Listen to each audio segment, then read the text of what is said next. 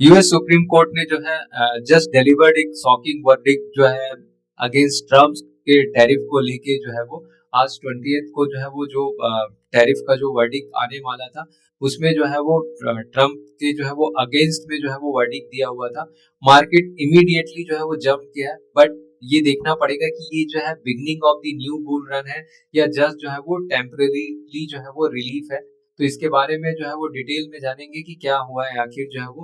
लेकिन ये ट्रम्प की जो टैरिफ पॉलिसी को लेके एक बहुत बड़ा सेटबैक है। तो यूएस सुप्रीम कोर्ट ने जो है वो रूल्ड आउट कर दिया है कि जो है वो प्रेसिडेंट ट्रम्प को ने जो है अपना जो अथॉरिटी है, उनको उतना अथॉरिटी नहीं था when imposing the broad tariff जो है वो। तो ruling supports earlier lower court decisions, ठीक है ना।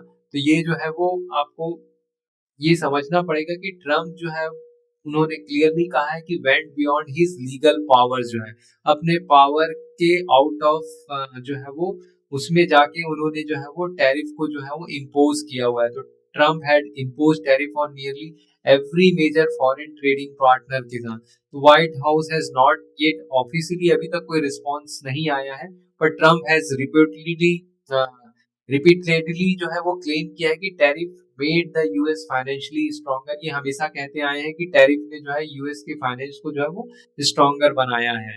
तो क्यों जो है वो कोर्ट ने जो है वो उनके अगेंस्ट में दिया है। Court found that president does not have unlimited power to impose wide ranging tariff without clear congressional जो है वो ऑथराइजेशन।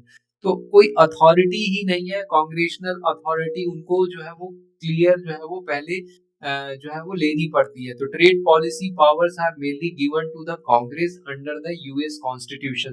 तो लोअर कोर्ट ने had earlier the rule that tariffs were an overreach of the executive authority जो है वो। तो यहाँ पे सुप्रीम कोर्ट का क्लियर वर्डिक्ट जो है वो ट्रम्प की जो है वो अगेंस्ट है। यहाँ पे क्लियरली जो है वो उन्होंने अपने पावर के जो है अथॉरिटी के आउट ऑफ रीच जाके जो है इसको जो है इम्पोज किया।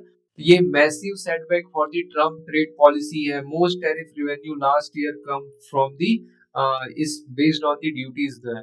अब ये previously paid tariffs will be refunded, ये जो है इस न्यूज के बाद जो है वो 1% से जो है वो अधिक का जो है वो गेन किया है ना। एंड डॉ जोन्स जो है वो 49,487 जो है वो 92 पॉइंट जो है वो इंक्रीज किया। तो एक पॉजिटिव सेंटीमेंट था मार्केट के लिए जो है वो।